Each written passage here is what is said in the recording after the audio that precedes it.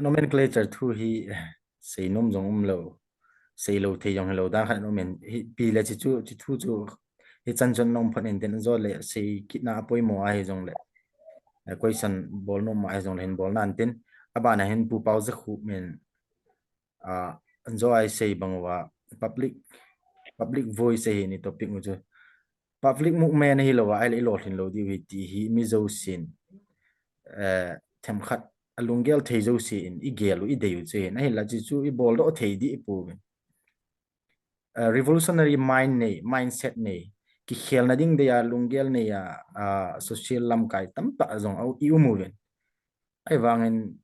tu chan na hin event na hi le i bol thei pe no hi social media dung nga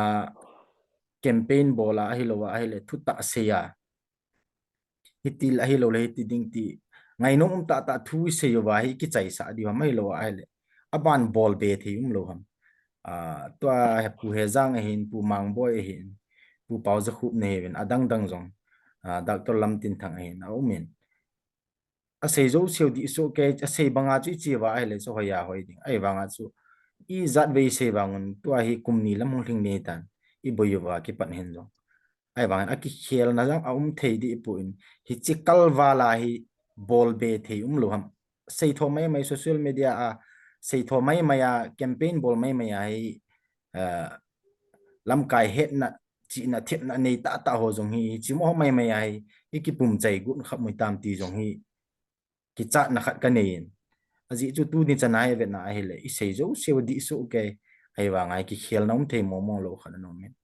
ji a hi social activist hon social lam kai ho hin i movement a lol hin the na ding le a hat na the ding a hi bol the lo ham ta platform ho a sei le ai lo wa ai le campaign bol le public ho masanga thu sei le ho bu hi tam ti hi questions Ko ki pa ko ki jana tu na ki ja ko ki pa identity to elo le nomenclature thu chu ka tha nom thiu men nen do nam ka ti hi en hejang le thanom jang la question e gi do lo le question ju don ban en ka ting ka ki pa question chu a pha tho tho nei do chu pen chu to a hi ki ten public voice on the boy individual rights as board hi boy aji chu thing noi in ei ho hin ilol amazing e ki ti jo ama ho se ya o he jang se ba sa mo se ngo di yong hilo i ho jong iking o ngai chu i pan na theu thil tam tam chu he cho la chu hi chi digital platform technology mang cha i ki ho yong he public voice around se bona khat hin tin chu le jan hi chu journalist khat hin tin ki mutu hede ya he e ho nu te khan ka sida jing ka te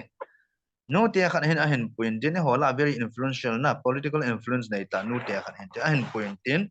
ke so delhi te na ki mu pino mo ve tin din hu ke o se tu jung na buina ben ku ki te hi social media an la sambe twitter no ho support na no ho thuji na khat a ke post jong le like jong a ke mu pu repost jong ke mu pu tu tabang buino ho a hi emotional appeal jong anga ye hi chun no cso ho ke panun lang na member ho til un lang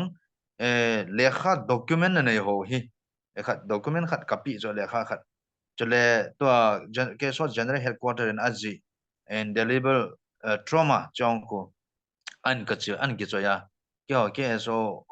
delhi publication kha jang ka pin tin apho an tin chi ho hi ve elula paraphrase bolun lang why social soul jiun lang photo in langa relief cam ho caption lang relief cam ho question lang it is social media ki chimun na twitter ki chimun hi choi tam khat emotional appeal jong bol ngai hi hitabang hi meitei te a themu ve meitei hona ha bol ve ti chu ai a chu ken ka gel chu seminar khat ki bol hen lang mi pi ho hi hiti hin kitir ho la padem tia ka gel jing lai to ka ga gel do khat chu tu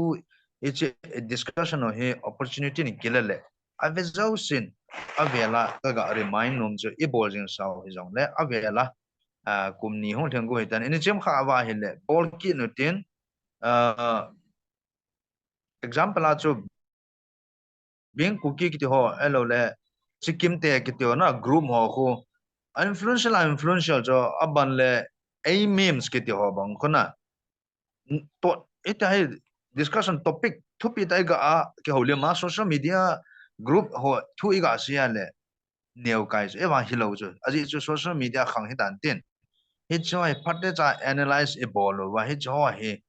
rely ha bola ge bolo hum phadi jo elaya he IG hen lang Twitter hen lang Facebook hen WhatsApp hi ong na hi choi ha ji IG wa aji ipot tho do e ha repost do e ha likes do jo he na sata itil kho bo cho cha chu ama le inu ahin puinu chen ke hola ke so delhi te la ka gor khop sena kapang taw ve le ka se man lo liu limin a ke pange ki tia chu amo ke so delhi ten na bowling na ball po ve ipi ham na se so ne hi lo te a question i ga item ha la le chen ilung long hang tho na chan ki bola protest press conference ki bola agitile no hi jo chu apa chom pui ai ti cho ele ke on ka lu hang chimin tin itia apa chom pui ne ti the ham ka ti le nge bol da bin ka ti pui a hin chi na bol jing live chun to ka se social media ho na Twitter ho IG Facebook WhatsApp he cho emotional appeal na ha bol diu lim photo approve na koi diu chi documentation na bol ho code na bol diu ki to cha na ha diu aji na thisi lo diu approve na pi diu a source na pi diu ati jo hi cho hi e hola azong active ta hi khat le ni ka he cho ka pa cha ji mo mong cho he ja cho avela chi platform hi opportunity la a right te pai te a hin ve ho hi ka hin til kho hi na chi thal dok ma kap se chu hi lo cho enge ke wang chon ki kami hi na wang chu thal dok ma kap di ka tha kalung ka hi na khat hi cho he chi hi ke hi sa pa si ya chu hilovin thildang hi comprehensive ta gial nga in tin adang dang ita cho ngai cho ai wanga cho dang ho cho influential na effective na ti wa cho thal lang ho cho e ignore kin le he lo ding aji thal cho ignore kha wa cs o ha tai ha no wa hi jong le e buffer zone ke tho cho tu ta di phon an chu tin che so ha no cho ana ka pi cho ka son cho thing noi ho hi ta ama bo cha political movement a political lang pa ji se ting le ham khat chu interference a hu unji in so langa it ti ting le ilung thei ji lo thu ya egam ga na langa chu thing noi volunteers in ho ka sit nai sai lo he zana sang ta ka pi he hit chu a nga ka su ta we to a chu avela social media langa he ha ta ikipi ikideu hi eloi la pai te ka te men he chule seminar jong hi iki ha bolo nga yin he seminar gam ngai lu dan nationalism kha dan cha ke se jing tia ignore de hi pu ye ken jong kalunga ka gelin a he a ki bol hi a he le gam ngai lu na seminar hi avelin ki bol le na om dan chu cái máy chẳng bà cha này buồn những có mà mẹ thắt ni à tu trong ibu na cũng khát thìn có mà chú Delhi à thu pi ta cái mà ngà hay cha tu u Hejang à cái câu sẽ mấy mèo rồi cha bằng ra nào khát nationalism develop anh này cho hết ta bằng khát à chú hilanga he bola thu pi ta in là ngà họ ute pate na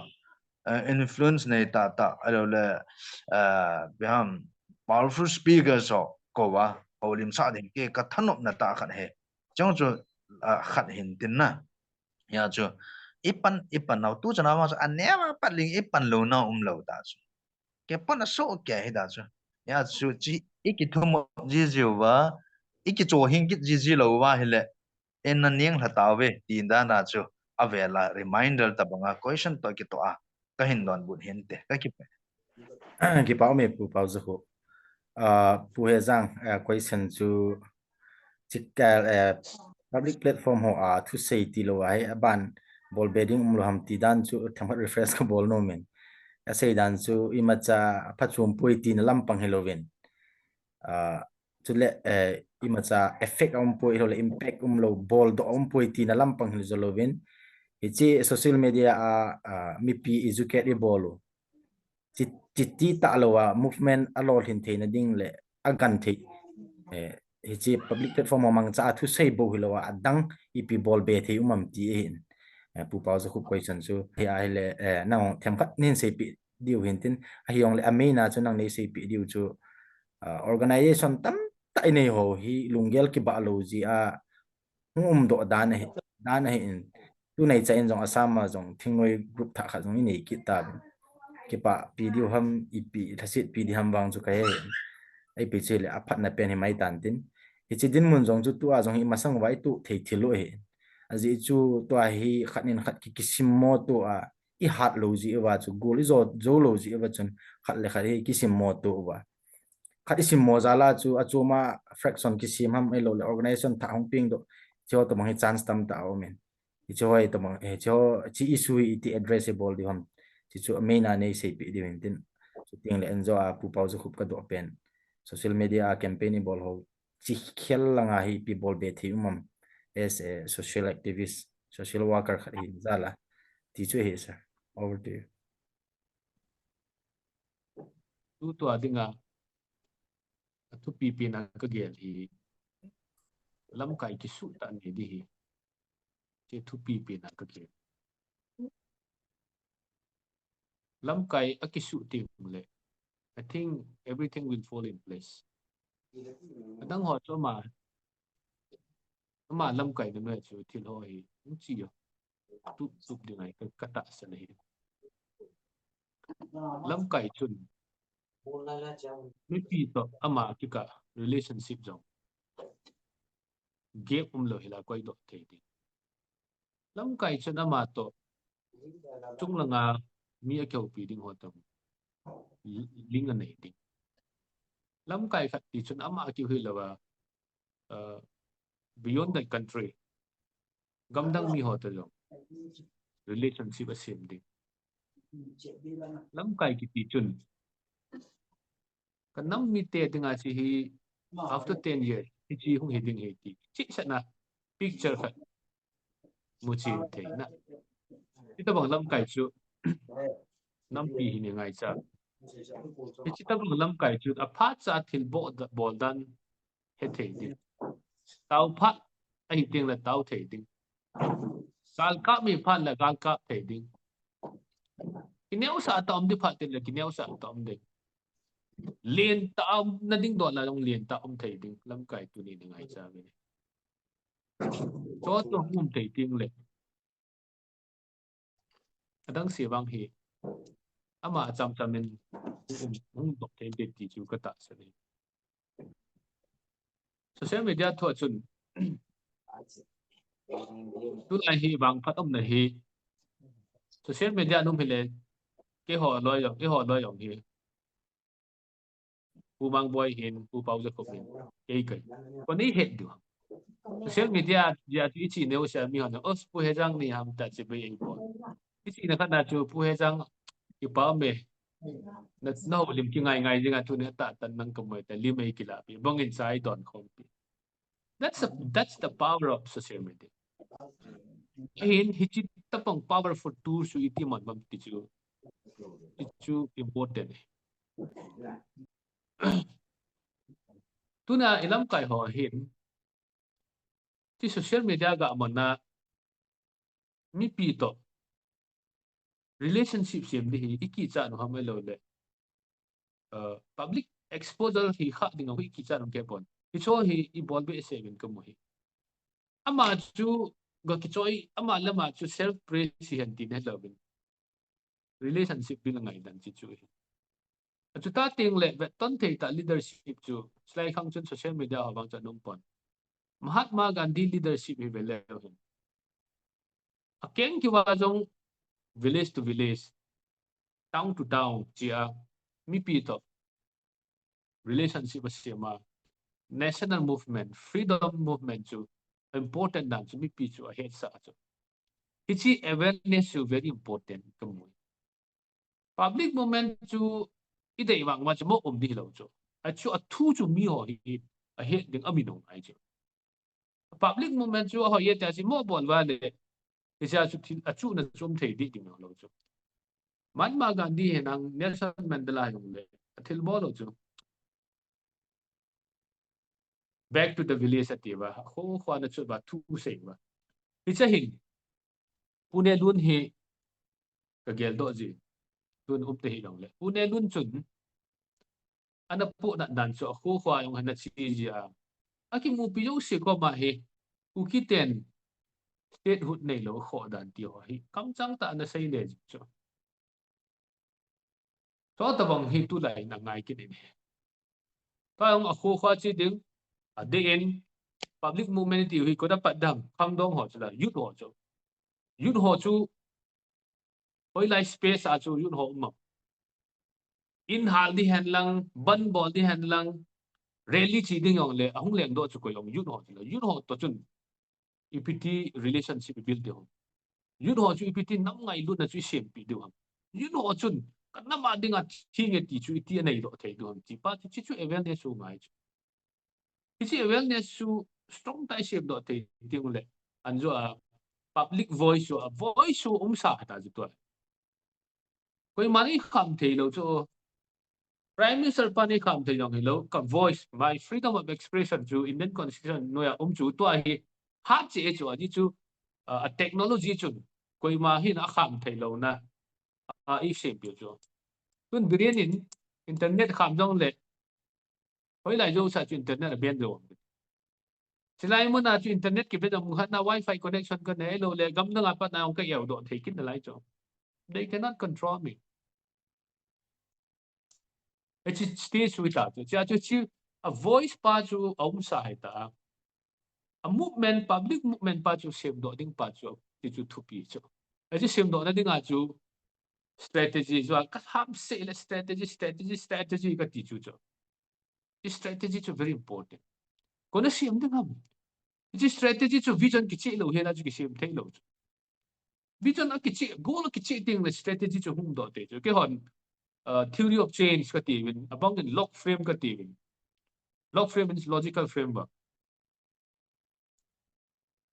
hi chu khu vision a ki chi sa ting le hi chi chu a goal a vision hi le hi chi a sun na dinga chu ipt kal son nem ti chu step by step ma strategical ya ki bil hi chu ale sika la chu ip ham challenges hum mo ding ho chu threat chu bi ham chu pon analyze ki bol chu chu a bil thei ding vision ki chi ta dei thei lam kai chu o me angai chan hi ta bang lam kai chu nei do ti lang strategy chu hum leng do an tin ami pi movement pa chu ip strategy chu man cha ami pi chu available da ti chu chi tung chu hum de chi chu do thei ting le tu ne public movement ti pau he alo ei nup la da da so ji chu to hi we are having such a big issue chu a situation am ta win tin hi chi mai ko lai chu a mai oiding chu phan bilai mai oiding chu mai phata na ti la oiding chu sa chu ko yang phan bilai mai dal do ding a mai chu to ki ti kong jeng ju ta chu at mai ko ti hu ko ai bin ti chu mi chu ga het sa ding ya min trai mai o mai ti ti la dal ji hi chi awareness chu very important acha ding a chu social media mon thei du ham strategy tung ya chu ai lo le offline na seminar nei du ham meeting nei du ham ai lo le om sa existing platform church platform ma hi pastor hon jong nam ngai lu thu sei na platform ma sim thei lam bible pho khal khal ngai ham sa bible pho di ti on nam ngai lu na tha pho di dim se lam jong chi platform ho chu mon sa nam ngai lu tu chung in yon Somin Academy on annual day kam mong bin hi chi annual day chu mi tang ki khom chu platform kam na chu tam number 1 englu cookie war thua khang dong hoi business ka piu chu skits chapang hon very strong and with powerful message skits ka thau chu nam ngai lut di da history chi he ipu pa te British te chanan sa no he a chuti le kilung tu ti lo chu gal sat na chun lo sin na di upoi ti ho message a pi do chu esi platform nang chu khat chu la awareness create na chu igam sung ma school zo si yong chu platform ma cho ang chu ga chia awareness create thei chu so chu mi hung min ting le public movement chu hita chu do te chi chu lo wa public movement ti ti thei CSO in a chang se a chu li thei lo chu CSO without the support of the public is not a powerful CSO. CSO strong at the public in unsought English. It's part of my side. As you digital platform man the term on you. Offline platform man the term on you. It's hope part you we could when we have the right leaders with a clear vision, so dot trading. As to that thing le gal kat in a thing le diplomacy is very important. It's all. And so I say it emotional appeal allo thela bo na dim chu mai lei te ko thim chu mi amo chu lila thim de ba tu changa nupi khat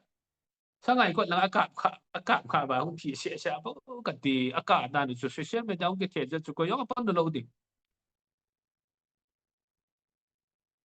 yo chu min iso pinu ata sa a ki chip now asu shet ba a hing a hal jong chu chu ba ngu chu emotional appeal ki bo jo lo chu chu ho chu ki chip da nong tip ja ngai na a chia chu international a kichip di dan khat omin national kichip di dan khat omin local a kichip di khat omin kichipa hi chip ngai ke hon think global and act local ka tiu global a chan gya thil gal ding local ya act thei ngai chu tunin international a chanai kichip wam ground a mấy chang sang sang kap to pa ko ni thu ali sa di lo chu chu ball daw te ka tin hello ball te phat te chat ta ball kit ngai di chu you and I chanai ki chip do jo ma bi chana lobby and advocacy bo jo ba ichana neighbor country ho to ichi khom thei da du plan siam ba ta cham lo cho ichan ki phata a I road map mo ichi lo cho a sa road map mo ki chi lo lai sa cho hoi lai chu ti pi ti tu hom chi chu ka lung kham cho ichi road map chu ko ham siam ding cho thing noi ho la khat ni nom thei po ben a sio so hala strong body khat om thei pon ko ham siam ding cho pa chu important him strong CSO khat nei diu very strong leaders khat nei diu si dung ya to step chu ba nei sai la thei tiang le nothing is impossible to achieve because I don't know mai ta ting le nomenclature thua hin say sayong ngai ka sa hin be in the position where people can come to you mi zon zon thang nunga ang hu hel helan kilit sa ai din mun khanam ting la man in dal chu ima ka hi lo lai chu nga khat ka he zon nang pin ta mi nei ti hi da ka thang tom ja chu IS ka ji IS kong so ni le yo nei ngai da mo jai ka na nup lo chu hong ti thau thau ti cho ti din mun chu ki sim do ma sa te nang ga ni ma sai la mi ko ma ka ji hin ki ti koi nom do koi ngon lam tunin IS tu ngo koi ham na he chang chang nom lo ti chu mi lang yong le chun a hoi pin nun nan pe dis le chi logic pa chu het ngai chu pi ja chu mi ko ma chu ni ke deal su le le ga taw identity thu in om sa chu what is there has to be strengthened and go with it adi chu again ku ki chu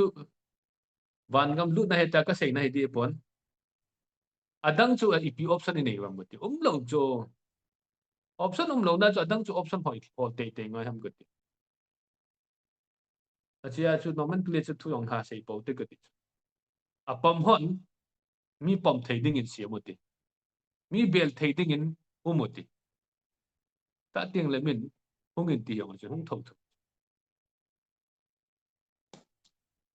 ti chu he ka sei do nom chu ki pao me we zang